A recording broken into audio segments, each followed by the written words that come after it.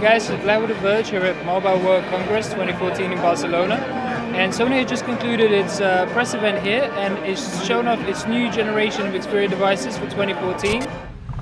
This is the Xperia Z2, the successor to the Z1, and there's also an Xperia Z2 tablet. There isn't much new about them in terms of industrial design. The Xperia Z2 very much looks like the original Z1.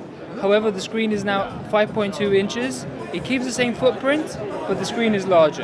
And the really big upgrade with the display is a new live color LED IPS screen. So the viewing angles are much improved, and Sony actually claims that this is the widest color palette of any mobile devices. This applies for both the Xperia Tablet Z2 and the Xperia Z2 smartphone. It is very impressive. I've asked Sony, they said that it's an even wider color gamut than Apple's iPad and iPhone. So that's quite cool and impressive. The camera is still the same 20.7 megapixel sensor as we've seen on the Z1. Quite a powerful camera, but Sony has added 4K video recording to it. It's saying it's borrowing technology from its Handycam range, and it's added some more augmented reality tweaks and such things to video now, which you could have had previously with just photos. Also, there's a new 120 frames a second slow motion video recording at 720p resolution. That's a very nice and impressive feature that Sony demonstrated to me, and I'm quite happy to have it. But that's the Xperia Z2. It's a pretty decent upgrade, however, relative to the Z1, it's really all about the display. It's still a quad-core Snapdragon, now it's 801 processor, but really it isn't that much of a big leap. And it ships with Android 4.4 in March. Now, moving on to the Xperia Z2 tablet, again, it's very impressive in terms of the display. It's Full HD, 1920 by 1200, I believe. But it's those live color LEDs and the IPS display that really mark the difference between this and the original Z tablet from Sony.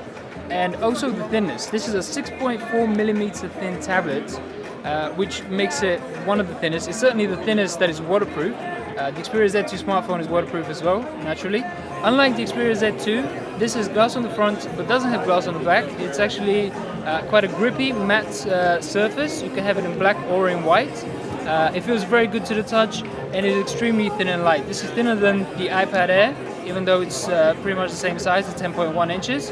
And physically it's a very impressive device. It also has dual front-firing stereo speakers.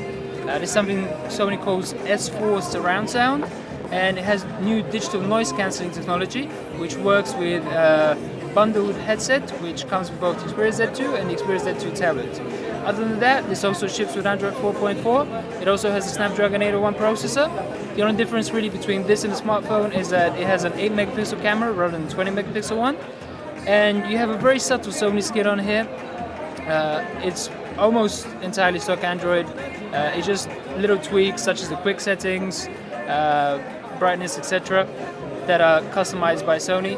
It's still very familiar, but really it's all about the new industrial design with this new Xperia Z2 tablet and the new displays with the Xperia Z2.